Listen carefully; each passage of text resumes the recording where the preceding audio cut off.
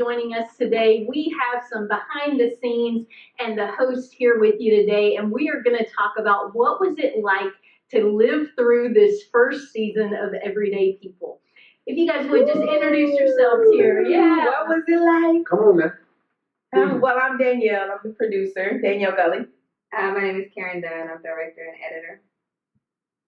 Am I supposed to go now? I guess that's just I'm one of the hosts. Maurice Planchas. Maurice Irons. Bridgett Krause. Andre Cooper, the word on the street. Yeah. Oh, well, since we're speaking of word on the street. Yes. So how was that? Word on the street was it was a great experience. I got to go into places that I never would have gone had it not been for word on the street, and it's crazy. Real quick, I just want to say, is that I was supposed to be at Bay Seas at 3:00, and I was at Bay Seas at 2. Okay. Yeah. So you were full by the time you started, huh? I just wasn't at the What right Bay Seas? He got me like, where you guys at? We're at Bay Seas. Where are you? I'm at 2:00. I'm there in front. I'm asleep. Nobody yet. And I wake up.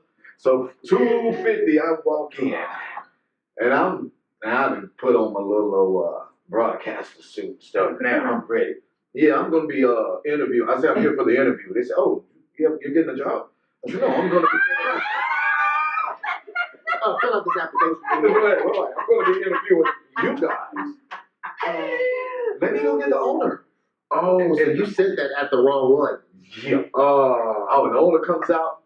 I said, "Yeah, I'm supposed to be interviewing y'all." He said, "You are?" I said, "I'm Andre Cooper." You know, Danielle, right? I'm Andre Cooper. I'm Andre Cooper. And, Danielle said, you know Danielle, right? No, I don't. What? Oh, brother, let me call. Make sure. And she's like, "Oh, we're set up." No, you're not. You're like, "No, we're at the other, man." And I'm flying every bit of 5 miles over to the other one. I think it's about 5 miles. But I thought you were saying you were driving 5 hours. Like, you weren't going fast at all. So, during Word on the Street, we, the first time I went out to film, we were at Pure Juice.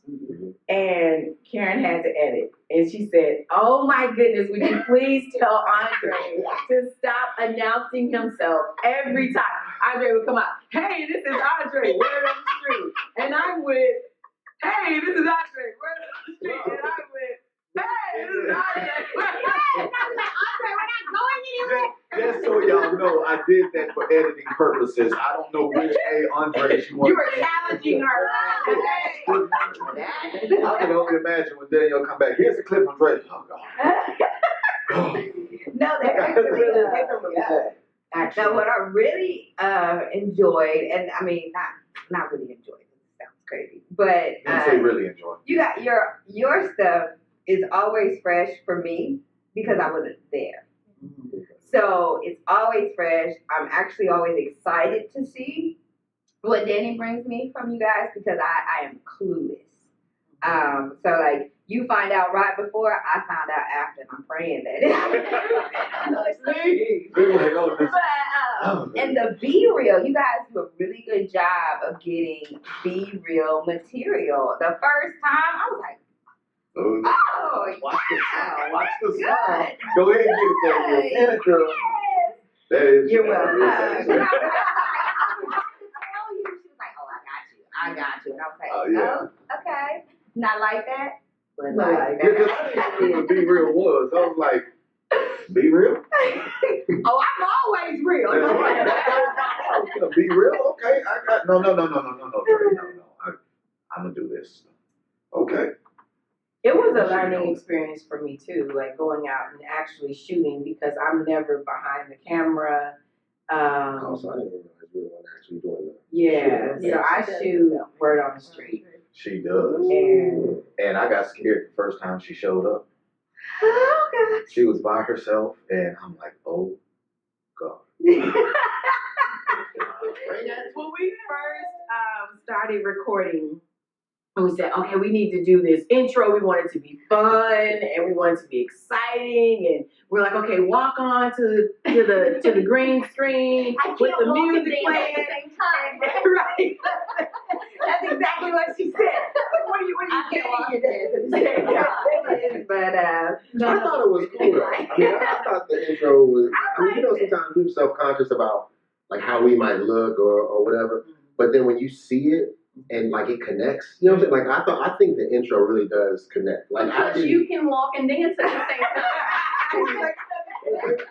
but like, sometimes our truth in terms of, we ain't talking about absolute truth, all that stuff, but who we are, right? When it comes off as authentic, like it's like endearing. It's refreshing. Yeah, and refreshing. So like it wasn't like, okay, I gotta get this right or perfect. So that's why I thought it was a great intro, because it's endearing. It's like, okay, cool, that's who we are. Yeah.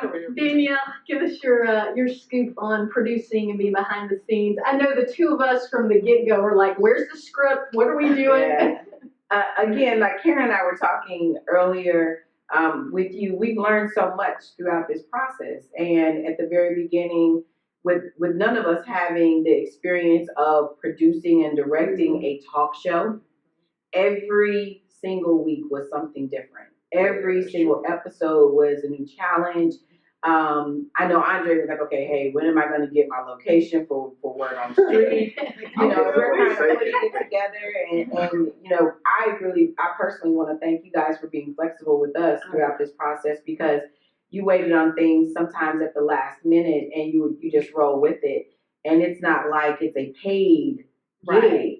You're coming out here on your Saturdays and taking up your time and being dedicated to the process on Wednesdays for Andre after he finished taping his show. So for me, with the talking points, we knew going in with PK's vision, which is our pastor, for those that don't know, the pastor of Now Word Covenant Church, which is how we operate all of this. We knew that message was going to be to connect the world to Christ, but we wanted to do it in a natural, real, authentic way, so that everyday people can relate to it, whether you are a Christian or not. Right. So we wanted to give balance of practical, biblical, and just your everyday experience, because even though people are in the church and they're Christians, they still go through things that sometimes they don't open up and talk about it with their Christian friends, because either they feel shamed or they feel embarrassed, or they feel, it's a multiplicity of reasons that they don't talk about it. But hopefully this show gave them some options to say, you know what, I can talk about my finances in my marriage and how that's really impacting and making a difference, or hurting me. Yeah, or my sex life. I didn't know that if I gave my husband some, every couple of days, that I'll have some supple skin. We're trying to look out for y'all's health. Right, I'm trying to help you. We're trying to help you. You want to. So people want to know why I glow. So yeah, that from a producer standpoint, it's just been really fun working with Karen and all the crew that we have, and just their dedication on, being here and being prepared and learning. They have been amazing. Yes, our crew has been incredible, and talk about being willing to donate their entire Saturday to come down here, or a good portion of it. Speaking of our crew, I've got a fun story to tell about our crew. Okay. So I think this was the second or third show, right? So the first couple shows, you did here early. We didn't really have a huge, a crew. Mm-hmm. So, walk in, Karen or Danny tell you, okay, yeah, y'all gonna go over here. Here's what y'all gonna do. Here's our guest today, boom, boom, boom, whatever. So we have a green room, right, for our guests. It's laid out, fire. We treat them right. Right. So I walk in. I'm not gonna call no names about our crew. We have some new crew members. Yes, new crew members. So I walk in, again, the second or third show, and I'm greeted at the door. How are you? I'm like, doing all right. How you doing? She was like, right this way. And I'm like, this is different. I'm feeling really like, I done made it. You know what I'm saying? I'm a host on Everyday People. This star treatment.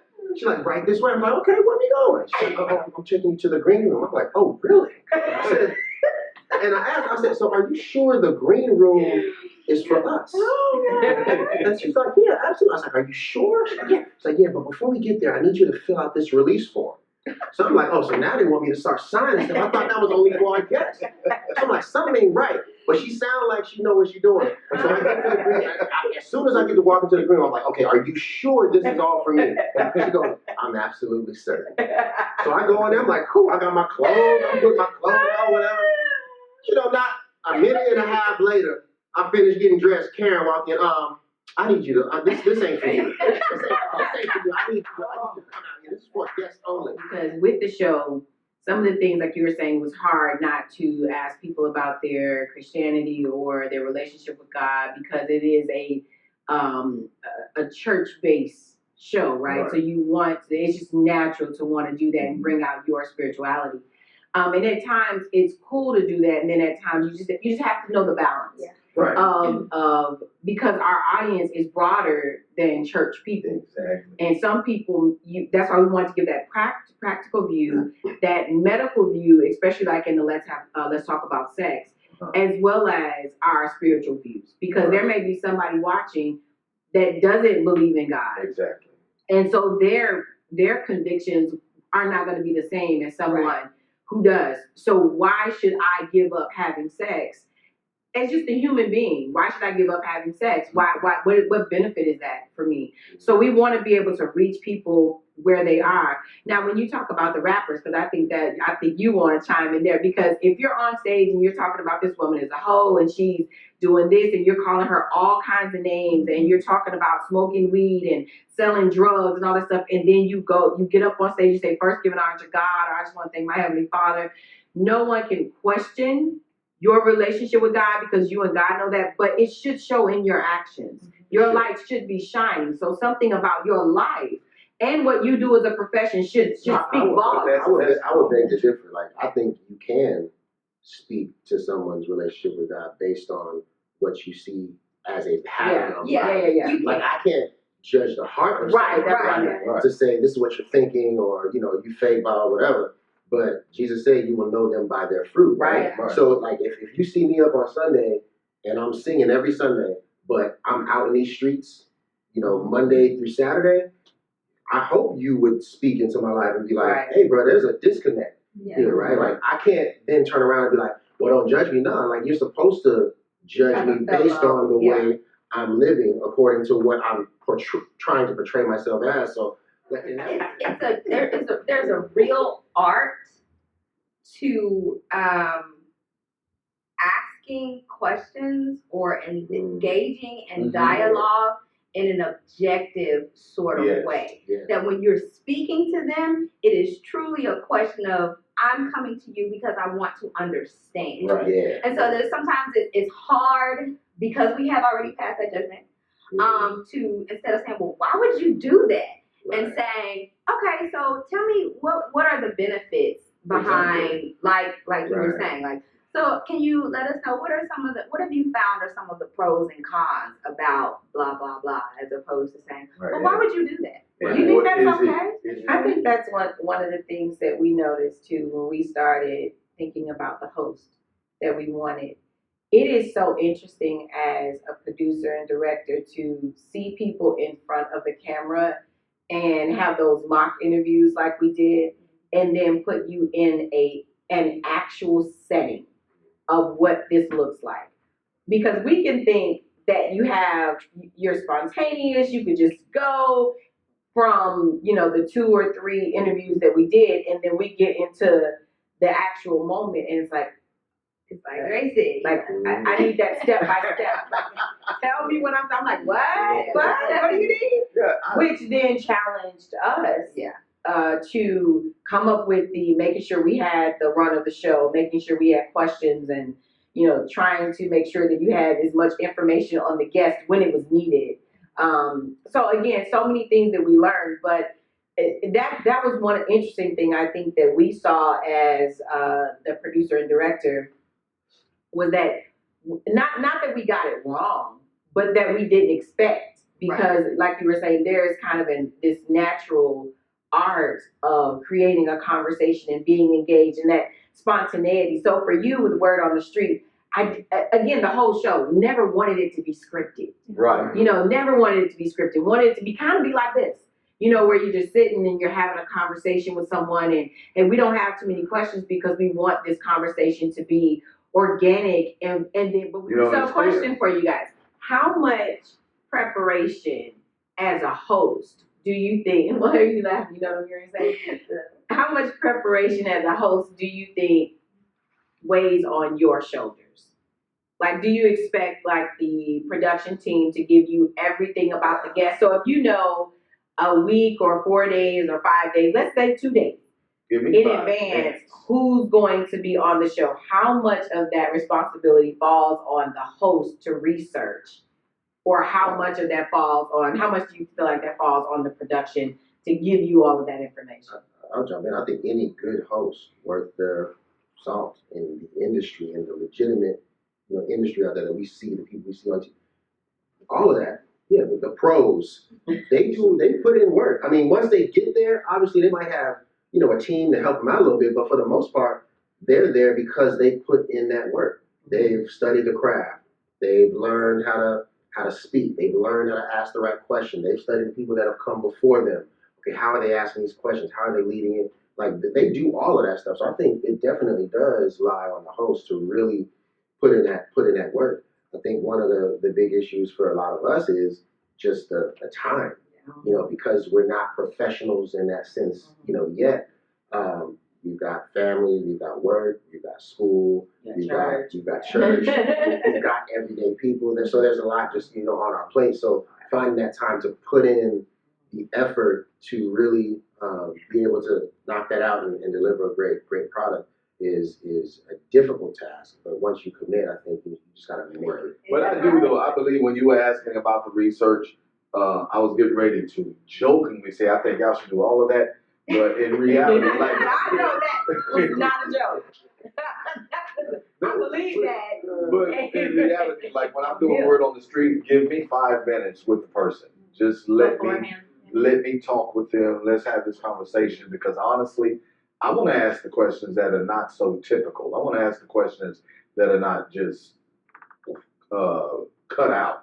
Why do you just like that as a director, Karen? Them having a pre-conversation. When you have pre-conversations, because we actually talked about it while we were sitting on the couch. We started talking about some things, and then it kind of said, let's stop this conversation. I said, yes, let's stop this conversation, because if we discuss it all right now, you won't have authentic reaction from your guests when you're on the camera. You know what I'm saying? Now, please hear me. I'm not saying don't get to know a person, but getting to know someone and doing the interview before the interview are two totally different things. Because when you do have that, let's just get to know you, let me talk to you a bit, those, like you're saying, you will get nuggets that you may be able to make the connection to whatever that big picture is, and then it does help with the flow. So you do want to have an idea of who you're talking to, kind of where their mindset is, what their life is like, what kind of experiences they've had. So you're not in a situation where, like, I don't know what you're talking about, I don't do that, or, you know what I'm saying? So the conversation can be a bit more genuine, it can be a bit more authentic, and it's not like, why is she asking? But if you there's always a win. Mm-hmm. Yeah. What's our win? And to me, our win is that we're always giving people nuggets, and we're always helping people, and we're trying to build people and boost people up and magnify God in our lives. Like, we want our light to shine. We don't necessarily want to have to say, you ought to believe in Jesus and he's the way and the truth and the light. That is very true, but sometimes some people, and PK spoke about this a few years ago when I was here before I moved and came back, about the mind and how blocking and people hear certain things and they immediately shut you off. Like, if you say something about that's far left on the politics, people will, if they're Republican, they will completely cut you off. If you say something far right and they're Democrat, they will completely shut you off. We don't want people to close off to the message that we have. We want people to keep their ears open. Right. That's good. And one of the things that I've learned recently just about communication. Communication is not so much about two people sharing bits of information. Communication is about mutual understanding. Mm-hmm. So, like, I can break down something as low as it can go. If you don't understand it, no matter how low I broke it down, we have not communicated, right? So it's on me. The onus is on me as the person communicating to make sure that the individual I'm communicating with understands it. And We could rewind and do season 1 again, but keep the knowledge of the experience. What would you do differently? I think taking myself less seriously, using the things that I know from speaking and applying them here. This is not about us, it's about them, right? And so taking that and walking in day 1 with that. This is not about what are we going to look like. And now I would retract that one show where my makeup looked really hot.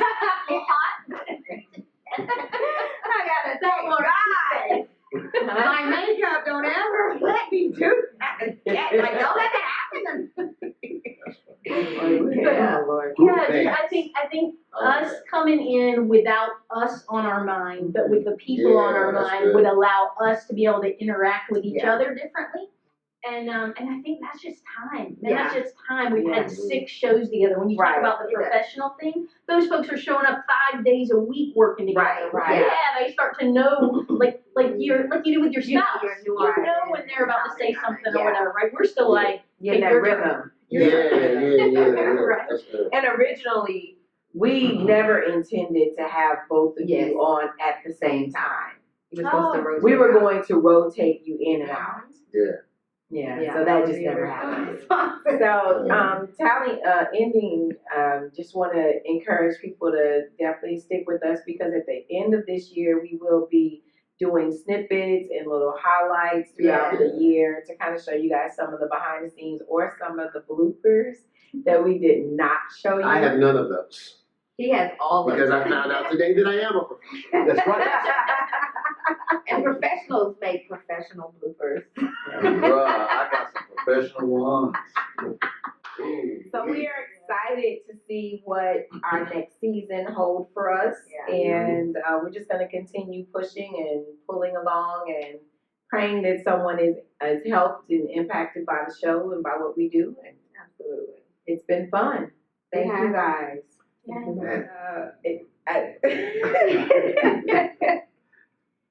It's so refreshing and I think rewarding. So my coolest moment would definitely be this moment, for real. Give me that tissue back. Is this moment because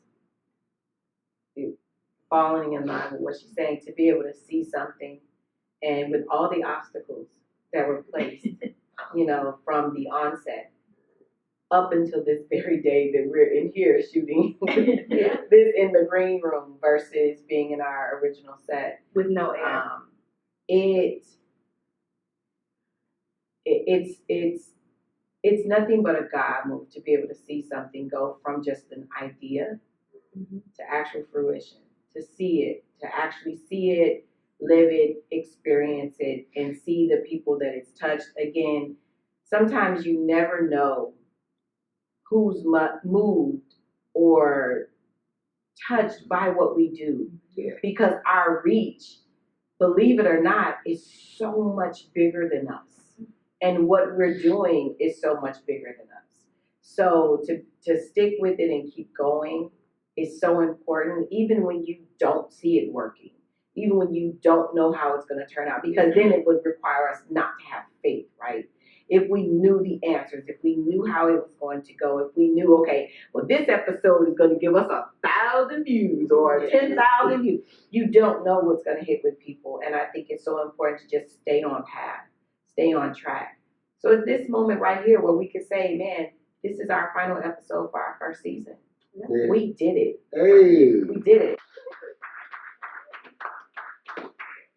And to the crew that's behind the camera, Deb over there, that might make me cry. So bring it back. Just even, they have been working at the church for 11 years, something like that, and then resigned from that just to go into an everyday job and just say, look, I need something to do with my time. I would get bored. And I said, well, we want you to be a part of Focus. Come on, girl. And I've been dragging her along the way, but man, not even dragging. She's kind of been dragging us last time. Yeah, She's like so into it, and like even to be here until 1 o'clock in the morning last night to finish up Masquerade on the Rooftop. Get up, get in here today. No, we got a full weekend, and at the end of the day, no, she's tired, and she's like, but I love it. And for things like this to come through a ministry, through a church that gives you so much life. It's supposed, why wouldn't it come from church? Right? Yeah. Why wouldn't it come from us where we have things that pour into people? They get excited about doing ministry. They're excited about connecting the world to Christ. And they can do this and love God and be a Christian and learn. That's rewarding. And hopefully we will expand our education on how to really promote and advertise the show. Some topics I know for the next season. Again, we always want to be a little controversial, and we always want to be relevant. Mm-hmm. So with those topics that we have, and just having a great time the next season. So we're excited about it and looking forward to it. And, you know, hopefully we'll get you a wardrobe. One day. Look, come on. That's what the Focus fundraiser was all about. And now we were explaining to people last night that everyday people fall under Focus. Mm-hmm. So even with us getting a new set or being able to pay a makeup artist to be here on a consistent basis, or being able to, you know, get your wardrobe and making sure that, you know, you're comfortable and you're not coming out of your own pocket, and gas money to go to Word on the street, just different things like that, or little craft services for you guys when you arrive, or getting that 5-star treatment when you get here. Right. Y'all see I'm looking this way. I'm looking One day. That makes a difference. And that's what, you know, donating and giving to Focus is really all about, because we take those funds and we put it right back into the ministry, and we're able to do bigger and better things, from this show to our major productions to just everything. I think it would just be awesome for us to have a panel discussion open in the city, outside, and just have a big everyday people talk show for a whole week outside, with just different people. So in order for us to be creative like that, we have to have the funds in order to do that. So how can people, you know, give to Focus? They can always go to nowword.org and they can make a donation, or they can mail a check into Now Word Covenant Church in care of Focus Fine Arts Ministries. And it will go to 12525 Nacogdoches Road, San Antonio, Texas, 78217. So thank you. Thank both of you for the hard work, the pushing us to go outside of our comfort zones, and to putting up with all, you know, the bloopers, the working through, trying to figure it out. Y'all have been great. So thank you both very, very much. Why you look at me on bloopers? I'm cockeyed, so I was kind of. But yeah, so just thank y'all. Y'all do a great job. I want to thank y'all for the opportunity to be on Everyday People. I'm the stepchild, and I take that with pride. I'm the outside of the church, bringing the word. But no, thank you guys very much for believing in me. Thank you. And not just me, but us. Thank you for believing in us enough and giving the opportunity. It could have been anybody, but you chose us, and I want to say thank you. Absolutely. It's been a pleasure to get to know you guys better, just to get to know you as people versus the gorgeous ones on the stage and worship when I see you up there, right? And we are human. Awesome. It's been a joy. Yes. Well, until next season, guys.